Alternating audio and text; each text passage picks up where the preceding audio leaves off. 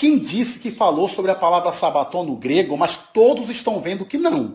Diz que foi eu que não analisei quando a palavra sabaton tem sentido de sacrifício e circuncisão. Desafio a mostrar a palavra sabaton com um sentido de cerimonialismo. Quem se contradiz? Menciona textos onde aparece a palavra sabaton como sábado semanal, mas só não é sábado semanal em Colossenses 2,16. Vejam a incoerência. Ele continua a afirmar que Colossenses 2,14 são sacrifícios, porém ele nem quer saber de refutar que o sentido da palavra ordenança é dogma sim, com respeito a toda a lei.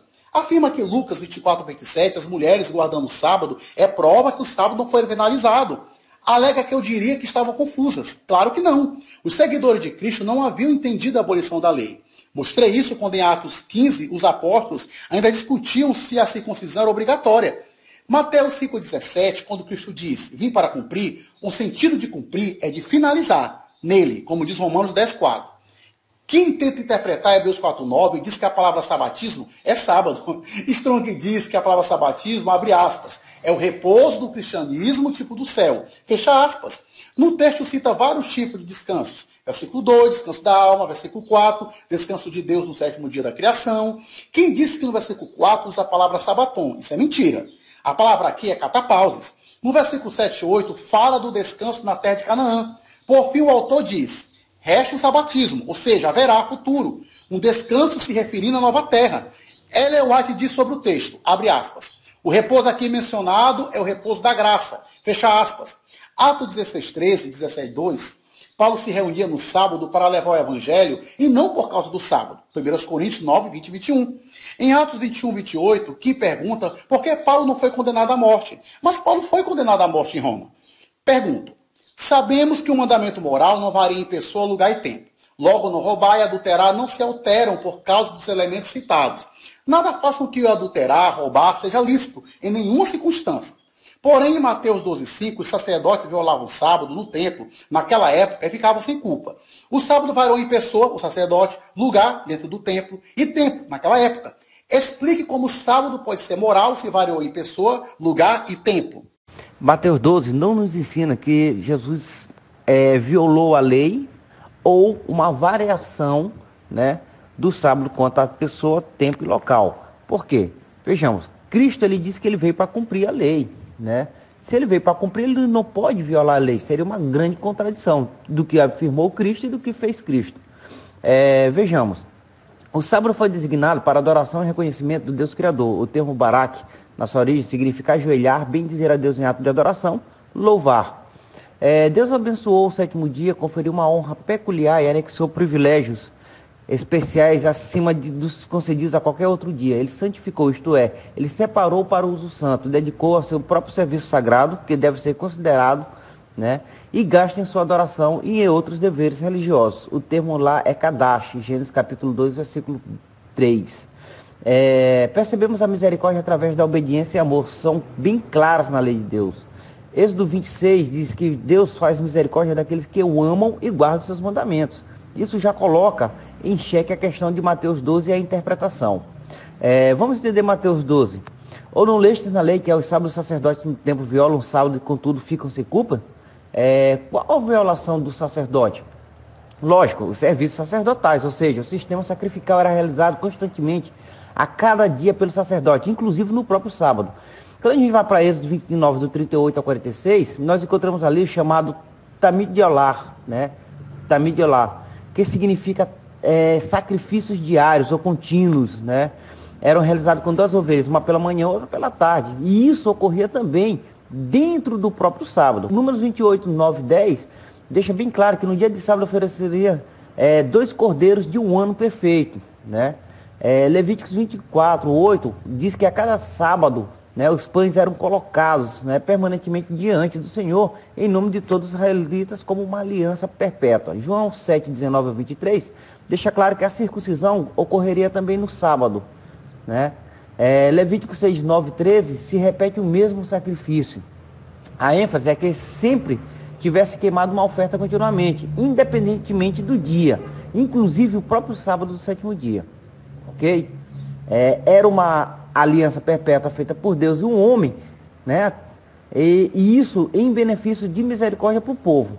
Através do sistema sacrificial, o povo tinha seu pecado deliberado, ou seja, consciente e perdoado, pois havia um sacrifício próprio para isso, pois o povo ainda se mantinha em constante desobediência.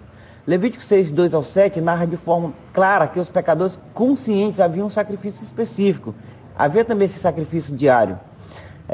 Faz um resumo, Números capítulo 15, faz um resumo dos pecados, demonstrando a importância. Quando a gente vê no versículo 22 e o 30 ao 30, nós percebemos o pecado consciente e inconsciente, em que para cada um existia, né, uma parte de sacrifícios, né? E repito, sacrifícios contínuos, diários, caíam no sábado. Então percebemos que o santuário, sua finalidade era algo muito bom, era a misericórdia de Deus, um ato de misericórdia de Deus para com o homem, né? Pois fazia e faz parte do plano de salvação. Hebreus 8 e 9, deixa isso bem claro. Nosso irmão usa a expressão bebeleô, né? Profanar, né? Que é utilizado para violação, para a parte que mais lhe convém, mas o Márcio usa a expressão bebeleô, profanar, né, para a parte que mais lhe convém, mas esqueceu de analisar o texto e ver detalhes importantíssimos como quem faz acusação sobre ato ilícito no sábado são os fariseus, mas sempre de forma errada. Quando a gente vai para Mateus 12, 2, nós percebemos isso. Quando a gente vai para Mateus 12, 10, né, ali é exposto que há um ato de misericórdia ali em permitir a alimentação no sábado. Lucas 6, 13 e 11, também a mesma cena por ele citado. Só que o que era acusado como ato ilícito, na realidade era um ato de misericórdia. Lucas 13, 14, também um ato de misericórdia. João 5, 3, 47, quando eles acusam Jesus Cristo de profanar, ou seja, libertar, curar no sábado, a palavra profanar ali significa isso, também é um ato de misericórdia. Eles julgam Jesus de forma errada. João 7, 19 a 23, Jesus prova que a lei permite, né, atos de misericórdia, não sendo uma violação do que é santo. 1 Samuel 12, 2 e 5, Jesus cita esse exemplo na questão de Davi comer do pão que era somente para o sacerdote e com isso ele deveria morrer, mas ali ele mostra um ato de misericórdia. A lei manda profanar o sábado. Jesus diz assim, não leste como fez a lei? Na realidade, não. Romanos 7,12 diz que a lei é santa, justa e boa. Aonde há na lei algo que profanaria o sábado? Não tem.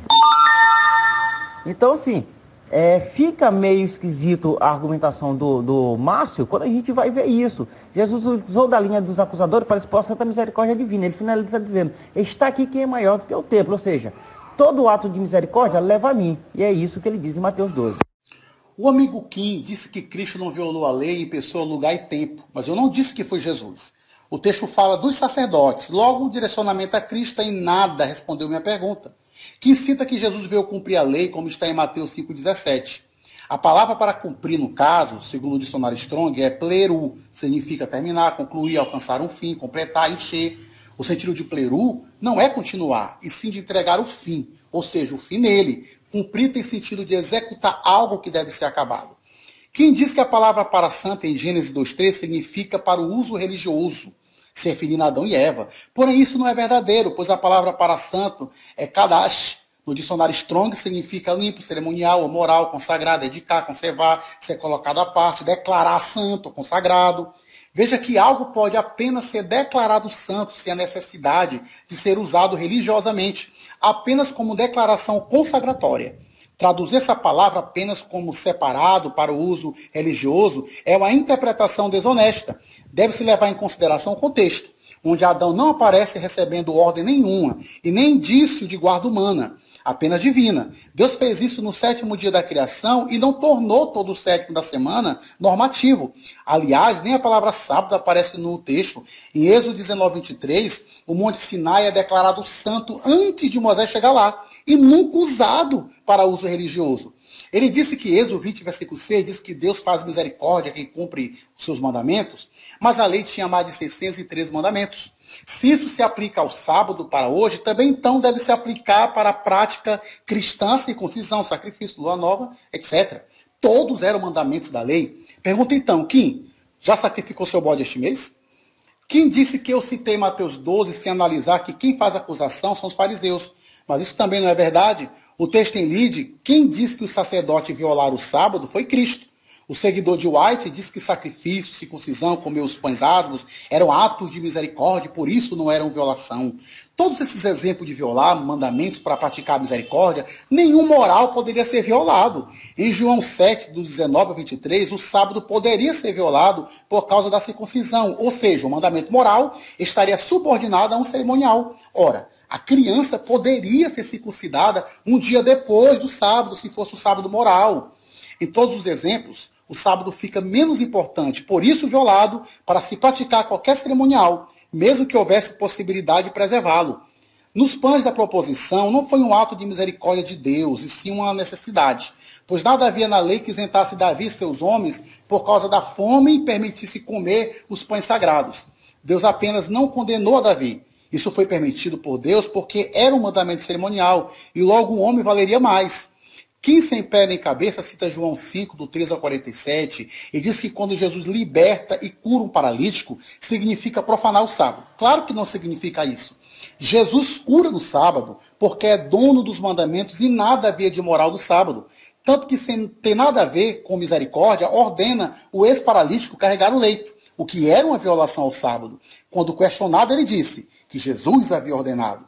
Veja, Jesus manda fazer trabalho no sábado. Perceba a não moralidade do dia. O oponente termina dizendo que quando Jesus disse que é maior que o templo, é o mesmo que dizer que os atos de misericórdia terminam nele. Interpretação capenga, pois o que Cristo queria dizer é que, sendo o templo o lugar que isenta da obrigação do sábado, todos que estão nele, Jesus, estão também guardados da condenação do sábado. A própria história cristã do primeiro e segundo século mostra que o sábado foi abolido e o domingo como dia de adoração. Veja só, abre aspas. Se então aqueles que eram educados da antiga ordem das coisas se apossaram da nova esperança, não mais observando o sábado, mas observando o dia do Senhor, no qual também a nossa vida foi libertada por ele e por sua morte. Fecha aspas. Inácio de Antioquia, Carta aos Magnésios, 9, ano 107. Bem, veja que Quino respondeu a minha pergunta, pois ele não analisou o fato que o sábado sofre variação, algo que não acontece com nenhum mandamento que de fato é moral. Ora, o mandamento moral está na eternidade de Deus. Isso quer dizer que a moral em Deus eternamente não varia, porque o que está em Deus não varia, como diz Tiago 1,17. No Pai das Luzes não há mudança, sombra de variação. Então, afirmar que o que é moral varia por causa da misericórdia é dizer que Deus é mutável, quebrando um atributo divino e sua essência moral. A prova é evidente pelo fato que Deus, por causa da misericórdia, não abre concessão para violar o que é moral. Perceba que adulterar, mentir, cobiçar, etc., não podem ser violados por atos religiosos ou filantropias. Veja que Deus, em todos os casos citados por aqui, só permite concessão por causa da misericórdia a mandamentos cerimoniais, jamais ao moral. Logo, a violação que Cristo cita na conduta do sacerdote dentro do templo, naquela época, mostra a variação característica apenas para mandamento cerimonial. Checkmate.